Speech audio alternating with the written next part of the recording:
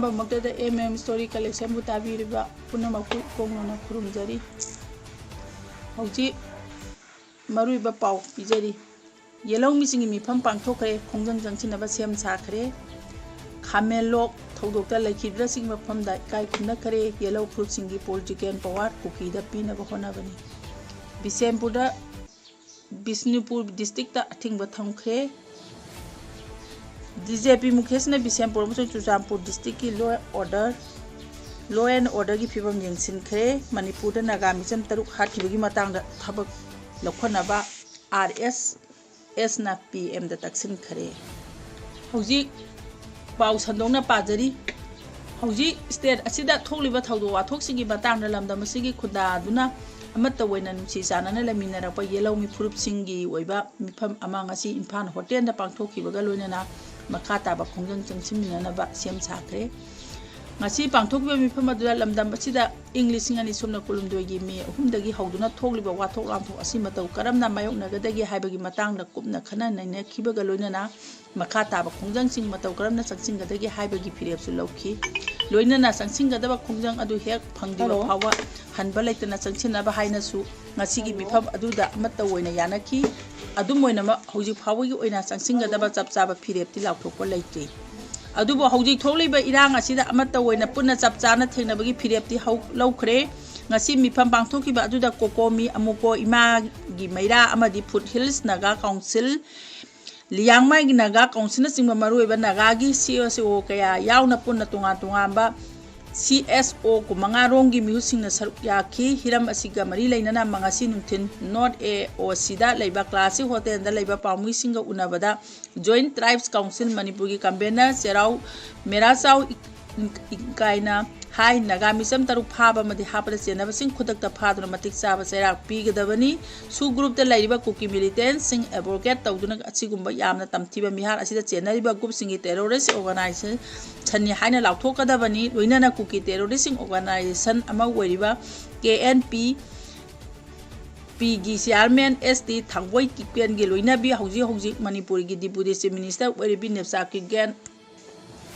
ꯇꯝꯄꯥꯛꯇ ꯈꯨꯠꯂꯥꯏ ꯀꯌꯥ ꯂꯧꯈꯠꯈꯤꯕꯒꯤ ꯊꯧꯑꯣꯡ ꯑꯗꯨ ꯆꯤꯡꯒꯤ ꯇꯥꯡꯈꯨꯜ ꯇꯥꯕ ꯑꯦꯔꯤꯌꯥꯁꯤꯡꯗꯁꯨ ꯁꯣꯏꯗꯅ ꯆꯠꯊꯒꯅꯤ ꯑꯗꯨꯕꯨ ꯉꯁꯤꯗꯤ ꯆꯤꯡ ꯑꯃꯁꯨꯡ ꯇꯝꯗ ꯈꯨꯟꯗꯥꯔꯤꯕ ꯌꯦꯜꯍꯧ ꯐꯨꯔꯨꯞꯁꯤꯡꯒꯤ ꯃꯔꯛꯇ ꯑꯩꯈꯣꯏ ꯑꯃꯠꯇꯅꯤ ꯍꯥꯏꯕ ꯑꯅꯧꯕ ꯃꯔꯤ ꯑꯃ ꯁꯦꯝꯂꯛꯂꯦ ꯍꯥꯏꯅꯁꯨ ꯃꯍꯥꯛꯅ ꯃꯈꯥ ꯇꯥꯅ ꯐꯣꯡꯗꯣꯛꯈꯤ ꯊꯧꯔꯝ ꯑꯗꯨꯗ ꯃꯔꯤ ꯂꯩꯅꯕ ꯅꯤꯡꯊꯧ ꯂꯩꯁꯦꯝꯕ ꯁꯅꯥꯖꯥꯎꯕꯅ ꯍꯥꯏ ꯂꯝꯗꯝꯁꯤꯒꯤ ꯍꯧꯖꯤꯛ ꯑꯣꯏꯔꯤꯕ ꯐꯤꯕꯝ ꯑꯁꯤꯗ ꯑꯃꯅ ꯑꯃ ꯉꯥꯡꯅꯗꯨꯅ ꯃꯤꯌꯥꯝꯗ ꯀꯟꯐ꯭ꯌꯨꯁ ꯆꯠꯊꯅꯕꯒꯤ ꯃꯍꯨꯠꯇ ꯍꯧꯖꯤꯛ ꯑꯁꯤ ꯌꯥꯝꯅ ꯂꯥꯏꯕꯛ ꯐꯕ ꯃꯇꯝ ꯑꯃꯗꯤ ꯂꯥꯛꯂꯤ ꯉꯁꯤꯗꯤ ꯌꯦꯜꯍꯧꯃꯤꯁꯤꯡ ꯄꯨꯟꯅ ꯂꯩꯃꯤꯟꯅꯒꯗꯕꯅꯤ ꯍꯥꯏꯕꯒꯤ ꯐꯤꯕꯝ ꯑꯃ ꯎꯔꯛꯂꯦ ꯂꯦꯞꯁꯨ ꯂꯦꯞꯃꯤꯟꯅꯔꯦ ꯊꯦꯡꯅꯕꯁꯨ ꯍꯧꯔꯦ ꯃꯁꯤ ꯑꯩꯈꯣꯏꯒꯤ ꯑꯆꯧꯕ ꯃꯥꯏ ꯄꯥꯛꯄ ꯑꯃꯅꯤ ꯃꯃꯥꯡꯗ ꯑꯩꯈꯣꯏ ꯑꯁꯦ ꯈꯥꯏꯗꯣꯛ ꯈꯥꯏꯖꯤꯟ ꯇꯧꯔꯒ ꯂꯩꯍꯜꯂꯝꯃꯤ ꯑꯗꯨꯕꯨ ꯉꯁꯤꯗꯤ ꯌꯦꯜꯍꯧꯃꯤꯁꯤꯡ ꯄꯨꯟꯁꯤꯟꯕꯒꯤ ꯇꯥꯟꯖꯥ ꯑꯗꯨ ꯑꯣꯏꯔꯦ ꯍꯥꯏꯗꯨꯅ ꯃꯁꯤꯒꯤ ꯈꯨꯗꯣꯡꯆꯥꯕ ꯑꯃꯗꯤ ꯌꯥꯝꯅ ꯂꯥꯏꯕꯛ ꯐꯕ ꯄꯨꯡꯐꯝ ꯑꯁꯤ ꯑꯩꯈꯣꯏꯅ ꯀꯩꯗꯧꯅꯨꯡꯗ ꯃꯥꯡꯍꯟꯒꯨꯝꯁꯤ ꯍꯧꯖꯤꯛ ꯂꯝꯗꯝꯁꯤꯒꯤ ꯌꯦꯜꯍꯧꯃꯤ ꯑꯩꯈꯣꯏꯁꯦ ꯍꯤ ꯑꯃꯈꯛꯇꯗ ꯄꯨꯟꯅ ꯇꯣꯡꯃꯤꯟꯅꯔꯤꯕꯅꯤ ꯀꯔꯤꯒꯨꯝꯕ ꯍꯤ ꯑꯁꯤ ꯂꯨꯞꯈꯤꯕ ꯇꯥꯔꯒꯗꯤ ꯑꯩꯈꯣꯏ ꯌꯦꯜꯍꯧꯃꯤ ꯄꯨꯝꯅꯃꯛ ꯂꯨꯞꯀꯗꯧꯔꯤꯕꯅꯤ ꯃꯁꯤ ꯈꯪꯅ ꯑꯩꯈꯣꯏ ꯆꯠꯄ ꯃꯇꯝ ꯑꯣꯏꯔꯦ ꯃꯔꯝ ꯑꯗꯨꯅ ꯑꯩꯈꯣꯏ ꯄꯨꯟꯁꯤꯟꯕ ꯍꯥꯏꯕꯁꯤꯗ ꯑꯈꯪ ꯈꯪꯗꯕ ꯑꯍꯩ ꯍꯩꯇꯕ ꯔꯥꯖꯅꯤꯇꯤꯒꯤ ꯈꯦꯟꯅꯗꯕ CSOꯁꯤꯡꯒꯤ ꯃꯥꯒꯤ ꯗꯜ ꯂꯣꯏꯅ ꯊꯥꯗꯣꯛꯂꯒ ꯏꯔꯩꯕꯥꯛ ꯑꯁꯤ ꯀꯟꯗꯕ ꯌꯥꯗꯦ ꯍꯥꯏꯕ ꯋꯥꯈꯜꯁꯤꯅ ꯃꯥꯡꯗ ꯊꯝꯂꯒ ꯑꯩꯈꯣꯏ ꯄꯨꯟꯅ ꯆꯪꯁꯤꯜꯂꯁꯤ ꯑꯩꯈꯣꯏ ꯏꯃꯣꯁꯅꯦꯜꯗ ꯆꯠꯀꯨꯝꯁꯤ ꯍꯩꯁꯤꯡꯅ ꯆꯠꯇꯨꯅ ꯃꯤꯅ ꯁꯥꯟꯅꯔꯛꯂꯤꯕ ꯑꯃꯗꯤ ꯊꯥꯔꯛꯂꯤꯕ ꯆꯞꯄꯤ ꯑꯁꯤ ꯈꯪꯅ ꯈꯣꯡ ꯊꯥꯡꯁꯤ ꯏꯔꯩꯕꯥꯛ ꯑꯁꯤꯁꯨ ꯀꯟꯁꯤ ꯍꯥꯏꯔꯕꯗꯤ ꯐꯣꯡꯅ ꯎꯅꯕ ꯂꯣꯏꯅꯅ ꯀ꯭ꯂꯣꯖ ꯗꯣꯔꯗꯁꯨ ꯑꯍꯤꯡ ꯑꯆꯤꯛ ꯑꯀꯣꯝ ꯃꯌꯥꯝ ꯑꯁꯤ ꯌꯥꯝꯅ ꯁꯤꯡꯅ ꯇꯥꯟꯅꯕ ꯑꯃ ꯆꯪꯏ ꯅꯠꯇꯗꯨꯅ ꯍꯥꯏꯅꯤꯡꯕ ꯃꯌꯥꯝ ꯑꯁꯤ ꯑꯣꯄꯟ ꯄ꯭ꯂꯦꯠꯐꯣꯝꯗ ꯉꯥꯡꯂꯕꯗꯤ ꯌꯦꯛꯅꯕꯅ ꯈꯨꯠꯂꯥꯏ ꯄꯤꯕ ꯍꯥꯏꯕꯗꯨ ꯊꯣꯛꯀꯅꯤ ꯍꯥꯏꯅ ꯈꯜꯂꯤ ꯍꯧꯖꯤꯛ ꯇꯧꯒꯗꯕ ꯑꯁꯦ ꯑꯩꯈꯣꯏ ꯆꯤꯛꯅ ꯋꯥ ꯇꯥꯟꯅꯗꯨꯅ ꯌꯦꯜꯍꯧꯃꯤꯁꯤꯡ ꯄꯨꯟꯁꯤꯟꯕ ꯑꯈꯪ ꯑꯍꯩ ꯃꯌꯥꯝꯒꯤ ꯃꯣꯠꯁꯤꯡ ꯑꯩꯈꯣꯏꯅ ꯂꯧꯊꯣꯛ ꯂꯧꯁꯤꯟ ꯇꯧꯕ ꯑꯗꯨꯒ ꯏꯔꯩꯕꯥꯛ ꯑꯁꯤ ꯀꯝꯗꯧꯅ ꯀꯟꯒꯗꯒꯦ ꯍꯥꯏꯕꯗꯨꯈꯛ ꯑꯩꯈꯣꯏꯒꯤ ꯃꯥꯡꯁꯤꯗ ꯊꯝꯂꯒ ꯁꯤꯕ ꯑꯃꯗꯤ ꯆꯪꯕ ꯊꯤꯗꯅ ꯊꯦꯡꯅꯔꯕꯗꯤ ꯏꯔꯩꯕꯥꯛ ꯑꯁꯤ ꯀꯟꯕ ꯉꯝꯒꯅꯤ ꯅꯠꯇꯗꯨꯅ ꯑꯃꯒ ꯉꯥꯡꯅꯗꯨꯅ ꯍꯨꯟꯅꯗꯨꯅ ꯂꯩꯔꯒꯗꯤ ꯃꯇꯝ ꯃꯥꯡꯗꯨꯅ ꯇꯣꯛꯀꯅꯤ ꯇꯧꯒꯗꯕ ꯊꯕꯛ ꯑꯃꯗ ꯊꯃꯣꯏ ꯑꯩꯈꯣꯏ ꯄꯨꯟꯅ ꯁꯦꯡꯅ ꯆꯪꯃꯤꯟꯅꯁꯤ ꯍꯥꯏꯅꯁꯨ ꯃꯈꯥ ꯇꯥꯛꯈꯤ ꯍꯧꯖꯤꯛ ꯃꯈꯥ ꯇꯥꯅ ꯄꯥꯎ ꯁꯟꯗꯣꯛꯅ ꯄꯥꯖꯔꯤ ꯁ꯭ꯇꯦꯠ ꯑꯁꯤꯗ ꯆꯠꯊꯔꯤꯕ ꯊꯧꯑꯣꯡ ꯀꯌꯥ ꯑꯁꯤ ꯍꯤꯡꯁꯥꯒꯤ ꯃꯊꯛꯇ ꯃꯤꯇꯣꯞꯁꯤꯡꯒꯤ ꯃꯁꯤꯡ ꯍꯦꯟꯒꯠꯂꯛꯂꯒ ꯂꯝꯗꯝ ꯑꯁꯤꯒꯤ ꯌꯦꯜꯍꯧ ꯐꯨꯔꯨꯞꯁꯤꯡꯕꯨ ꯂꯥꯛꯁꯤꯟꯅꯕ ꯍꯣꯠꯅꯕ ꯊꯧꯑꯣꯡꯅꯤ ꯂꯝꯗꯝꯁꯤꯡꯒꯤ ꯌꯦꯜꯍꯧ ꯐꯨꯔꯨꯞꯁꯤꯡꯗ ꯂꯤꯁꯥꯡ ꯁꯤꯠꯅ ꯂꯩꯔꯛꯂꯕ ꯄꯣꯂꯤꯇꯤꯀꯦꯜ ꯄꯋꯥꯔ ꯑꯁꯤ ꯁꯥꯒꯠꯂꯕ ꯀꯨꯀꯤꯁꯤꯡꯗ ꯄꯤꯒꯦ ꯍꯥꯏꯕꯒꯤ ꯊꯧꯑꯣꯡꯅꯤ ꯍꯥꯏꯅ UN LFK Chairman Oiramba Amadi Social Activities RK Sanayaima Megan na phongdokkhre wafam asi haukiba sahi lisingani sumna kulumdoi gi met kulum traumdoi ngasigi numil asida Imphal East District manung channa leiba khamelo ki thaudo adubu ningsingbo oiba ngasi ahum subo oina pangthokpa thoromda mahana phongdokhibani iramdang kanba loop ikalna sinduna Imphal East District ki khudrapon AC gi manung channa leiba nungsu community honda Manipur gi tongan ba yellow fruit singi CEO singi khuluchingba sing khamelo thawdokta leikidraba imung manugi mising amadi miyamna saruk yaduna pangthoki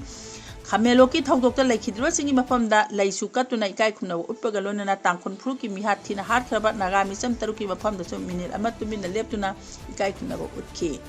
thoram aduda megena makhata na hai state asida english singani sumna kulumdoi gi me ahumdagi hauduna koki narco terrorist singna lamdam sigi yellow fruit oiriba meitai singda landaduna mihat mipun chatharaba ado ngasidi yellow fruit oiriba tangkhon singi mathakta makhata na amu chathariba thawngase state asigi sakha thorang sing thinta aduna sen tungi phibam Pagal handaba amadi Manipur khunai gi yangling saru thudengna khonabani awang polamdangi atai lalhobaga khenaba mongda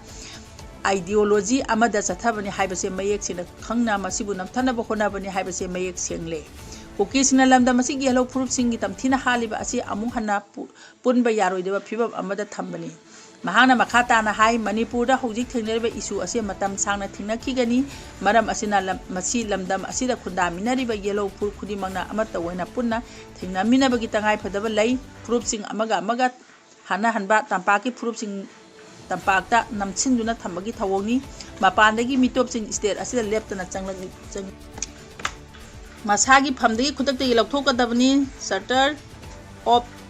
demand sang asida wafam asi amata oina ngasi khana nainaba mifam adura yanaki loina laikhidebi manungi misingda lengangna executive pigedabani haina makhata ki amaromda hoji genuine ski mokta nagami cham taruki thawai yaudra hakchang adu kabu range women union amadi liang maipui naga rungding Imphal unika khutsamna duna laichon tinson pangthokkhre makhata na hakchang taruki makoi taruki hakchang asi mok asida leiri makai ngasi matagum adum pangthokani hairi Aroibeda Maruba Pau RSS Rajdi Sabortis Sargatha New Delhi da Prime Minister Narendra Modi da Moimorada Mapisinduna Metraun de State Asida Mi Paba Masunaga Misam Tarutam Tina Hatkibagi Matang the Tabak Lokona Taksin Kre RSS ki National President Oiba Sohan Girina Pisingiba Memorandum Adada Manipur Hauji Oiba Sumnagi Law and Order gi Pibam Oiramagin National Security Internet Instability Communal Harmony, Humanity, Sian, Protection, amasung Democratic Finance ke sob issue ama oirale hairi. Organization asina hina masigi matang na metrain panda phajin non thamliba misam yam puna makhudakta kanbagi thabak chaksinanarba amasung mausai punsida amu khanjilana ba taksin khibani adubu kuki jog gi mipung khudima thadokraba matungna nagagi micham tarukti tamthina halaba matungda sina phangkhibani thokiba thawdo asi intelligence ki paw khumjinba security gi marakta paw phawdongnaba wapa phajinkiba sing kannaba honaba gi thabak amasung pharba matungda hatkiba adugi matangda asowa wahang ama lagle misam yam haibase kaidangwaida victim oiloida bani hairi tholiba thawdok sing asigi matangda union government wafam lokhanabagi damak tongaba wafam taksiladuna hai mi pharaga hapagi thawdo ase NIN natraga Central Agency amada Tingjil Hanbiu Mi Pabi Watok Asigi Matanga Tizinanaba High Level Judicial Inquiry Commission ama Sengwadabani Intelligence Administration Natraga Security Asoiba Lairabadi Mara Leba Mi Adu Saira Bigadabani Kulai Paiba Lalalu Logi Wangmada Nomai Paiba Amasung Tinengi Tabak Chataba Missingi Matakta Akan Exam Lokhapiu State Asida Ball and Internet Security mechanism mapangan kangkhalalu violence ki thawdo asi khalaba imungsingda compensation amasung rehabilitation gi matiang pangbiu national highway da apan ba mata yauna chatok tin tawba yahanbiu umkhannari ba kanglu khudima ki mihu singwari sanalu aramba paw sandopa miyam nungsinadana ba honaba singi matakta action lokhalu state asida matam changna ingtapa amadi apolmigi saktam purnabagi dama long term framework ama sembiu haina taksille Organization asina makhata na Prime Minister da apin tawraduna thokiba thawdo adugi matangda mapung phana thijinbaga loinana mara leiba sing chapchaba sairak piu state asigi ing tapa sakhonaba amasung constitution gi tawkham thokpa thabak sing chathaba yanabagi damakta thabak lokhapiu hairi ꯍꯧꯖꯤꯛ ꯃꯇꯥꯡꯁꯤꯗ ꯄꯥꯖꯔꯤꯕ ꯄꯥꯎꯁꯤ ꯂꯣꯏꯁꯤꯟꯖꯔꯦ ꯃꯤꯌꯥꯝꯕꯨ ꯑꯃꯨꯛꯀ ꯍꯟꯅ